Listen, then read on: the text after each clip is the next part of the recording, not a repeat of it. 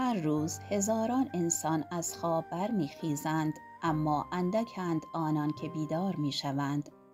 جهان پر از صداست، اما عقل در میان این هیاهو در سکوتی جانکاه میمیرد. مولانا میگوید آدمی اگر چراغ عقلش خاموش شود، در روشنی روز نیز گم خواهد شد. برخی سوارند و گمان میبرند که به مقصد نزدیکند، اما مرکبشان بر ریگ بیخردی میلغزد. و برخی پیاده‌اند خسته و بیکس، اما راه یافتند، زیرا عقل در پای نیست، در دل است. اینجا فروغ حکایت است، جایی که داستان چراغ می شود و کلمه راه. اکنون از زبان مولانا بشنو سرگذشت سوار و پیاده را. در روزگاری دور در خاک خشک سرزمین‌های بینام مردی بود که از عقل بهره داشت و از دنیا بهره نه. پای بر خاک می نهاد، دل در آسمان داشت و تنها پیاده از شهری به شهری دیگر می رفت. راه دراز بود و آفتاب تیز. در میانه آن بیابان ناگاه سواری دید بر شتری بلند قامت. آواز می خواند و در شنهای گرم پیش می رفت. شتر دو جوال بزرگ بر پشت داشت و مرد عرب میان آن دو جوال نشسته بود، چنان که گویی دنیا را میان دستان خیش گرفته است.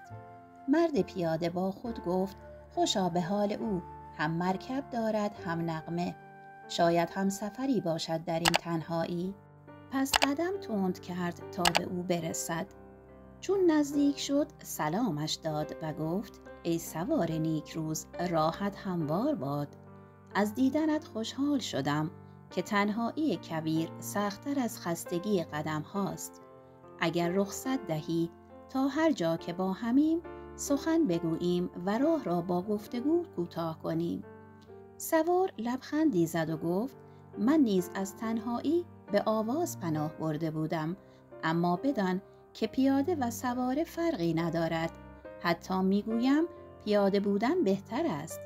کسی که شتر ندارد، نه بیم بیماری دارد، نه هراس دزد، نه غم کاه و جو. چنان که شاعر گفته است آسوده کسی که خر ندارد، از کاه و جوش خبر ندارد. پیاده اندکی تأمل کرد و گفت سخنت نیکوست اما ناقص. آنکه خر ندارد اگر بار داشته باشد باید خود آن را بر دوش کشد و آنکه راهش دور است باید رنج قدمها را بچشد. با این همه من از پیاده روی خسته نمی شوم، اما اگر سوار بودم بیم داشتم که شتر از زیر پایم شکایت برد. سوار خندید و گفت این سخنان از آنان است که شتر ندارند. شتر را خدا آفریده است که بار بکشد و خار بخورد. تو سوار نشوی دیگری خواهد شد. پیاده لبخند زد بی آنکه پاسخ دهد. سپس نگاهی به بار شتر انداخت و گفت شترت نیکوست، خدا برکتش دهد، اما گویا بارش سنگین است. در این دو جوال چه نهاده ای؟ سوار گفت در یکی گندم است که از کشتزار آوردم و در دیگری ریگ و شن. پیاده متعجب شد و پرسید ریگ؟ ریگ برای چه؟ مگر در شهرت ریگ نیست؟ سوار پاسخ داد آن را برای کار نمیبرم، اما چون گندم یک لنگ بیش نبود و بر شتر بند نمیشد، این یکی را نیز پر از ریگ کردم تا 2 لنگه شود و بتوانم بر آن بنشینم. مرد پیاده از شنیدن این سخن بی اختیار خندید و گفت شگفتا از تدبیر تو. بهتران بود که گندم را 2 قسمت می کردی و در 2 جوال می ریختی. آنگاه هم بار شترت سبکتر می شد و هم بار کردن و پیاده کردنش آسانتر. سوار ساده دل و بیخبر دست بر سینه زد و گفت باریکلا، چه سخن حکیمانه ای. من هرچه اندیشیدم عقلم به این راه نرسید. راستی که تو مردی خردمند و بزرگمنشی. پیاده گفت نمیدانم، نه، این موضوع خیلی ساده است. سوار بر حال پیاده رحمش آمد و با خود گفت خوب است این مرد چیز فهم را هم سوار کنم. ولی ناگهان فکری کرد و از پیاده پرسید: خب ای مرد حکیم دانشمند، راستش را بگو که تو کیستی؟ با این عقل و فهمی که داری، لابد وزیری، وکیلی، امیری، چیزی هستی. باید خیلی آدم بزرگی باشی. پیاده گفت: نه، من یک آدم عادی هستم، مثل همه. خیلی هم دانشمند نیستم. میبینی که احوال من گواهی میدهد. لباس من ساده است و مثل بیشتر مردم است. سواره گفت: اینطور که نمی شود. با این همه عقل و هوش حتما پول زیادی داری که دلت به آن خوش است و فکرت آزاد است که توانستی مسئله گندم را به این آسانی حل کنی. پیاده گفت: از قضا من در 7 آسمان یک ستاره ندارم و اکنون که دارم با تو می آیم نمیدانم فردا کجا کار خواهم کرد و چه خواهم خورد. سوار گفت: لابد دکانی، دستگاهی داری و اگر پول نقد نداری جنس زیاد داری. مطلب آن است که آدم دانا باید توانا باشد. یک شعری هم هست که میگوید: توانا بود هر که دانا بود. پیاده گفت: این هم نیست. اگر دکان داشتم در آن می نشستم و معامله می کردم و پیاده در این صحرا راه نمی رفتم. سوار گفت: معلوم است که نمی خواهی خودت را معرفی کنی. ممکن است شتر و گاو و گوسفند داشته باشی و دنبال چوپان و شبان می روی. به هر حال آدم با عقل و هوشی مثل تو باید خیلی کارش خوب باشد. پیاده گفت: میدانی برادر، من نه اسب، نه شتر، نه گاو، نه گوسفند، نه دکان و نه پول دارم. البته که آدم بدبختی نیستم، ولی از مال دنیا چیزی ندارم. تنم سالم است و کار می کنم. امروز هم بیکارم و دنبال کار به شهر نزدیک می روم. فهم و هوشی هم که تو می گویی جز یک زندگی ساده چیزی به من نمی رساند. همین و دیگر هیچ. سوار گفت: پس عجب آدم مهملی هستی مرد بینوا. من که یک بارم گندم و یک بارم ریگ است، با این بیسوادی و بیعقلی که میبینی 10 تا شتر، 100 تا گوسفند، 50 تا گاو، 2 تا مزرعه، انبار گندم، کنیز و غلام دارم. کفش دارم، لباس دارم، 10 تا اتاق اساس دارم.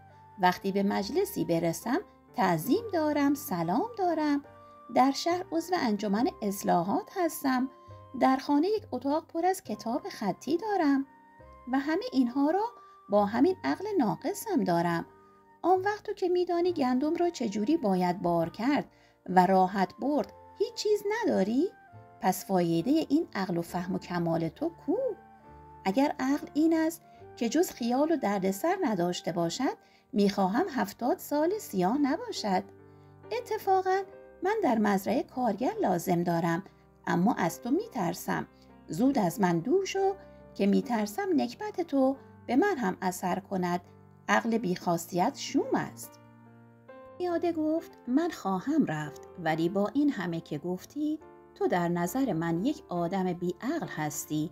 اینها که گفتی همه را با پول خریده ای و خودت یک آدم بیعقل هستی و من هرگز نمیخواهم مثل تو باشم. مرد پیاده از سوار جدا شد و از راه دیگر رفت. از قضا وقتی سوار مسافتی دیگر پیش رفت، 2 نفر شتر سوار دیگر سر رسیدند که دزد و راهزن بودند. از او پرسیدند: دربار شتر چه داری؟ سوار گفت: همین حالا یک نفر دیگر همراه من بود که از آن راه رفت. او گفت که من آدم بیعقل و بدبختی هستم. همینم که هستم. دربار شتر هم همین است که هست. یکی از دزدها کاردی کشید و یکی از جوالها را شکافت تا ببیند در آن چیست. اتفاقاً آن جوال ریگ بود. در نتیجه دزدها هم چند تا پس گردنی به او زدند و دست از سرش برداشتند و رفتند و گفتند: راستی که عجب آدم بیعقلی هستی.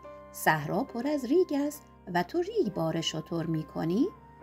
آن وقت عرب شتر سوار که جوال گندمش با این تصادف از چنگ دزدها نجات یافته بود، لبخندی از خوشحالی زد و گفت: آفرین بر بیعقلی خودم که ریگ بار کردم وگرنه گندم از دست رفته بود.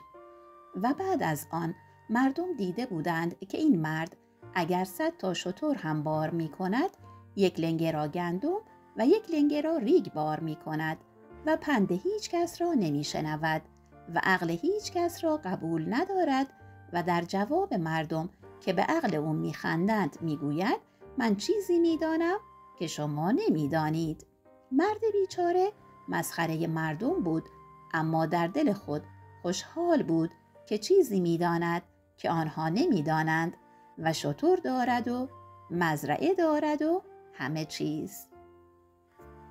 مولانا در این خنده ساده آینه‌ای می نهد در برابر ما تا ببینیم چگونه بیخردی در لباس تدبیر ظاهر می شود. آنکه عقل ندارد بار ریگ بر دوش می کشد و آنکه عقل دارد حتی بی مرکب سبکتر می رود. زیرا عقل مرکبی است که هرگز زمین نمی خورد و مال بیخرد باری است که صاحبش را فرو می کشد. در ظاهر سوار پیروز است و پیاده بازمانده، اما در باطن آنکه می اندیشد همیشه جلوتر است و این نخستین درس سفر است. راه حقیقت را نه با پا که با عقل باید پیمود. اگر این حکایت در دل تو نوری افروخت، آن را نگاه دار و هرگاه به راه افتادی به یاد آور که مرکب حقیقی خرد بیدار آدمی است. در فروغ حکایت هر هفته از این حکایت ها خواهی شنید. پس اگر این نور را دوست داشتی ما را دنبال کن تا با هم از ریگ جهل بگذریم و به سادگی فهم برسیم.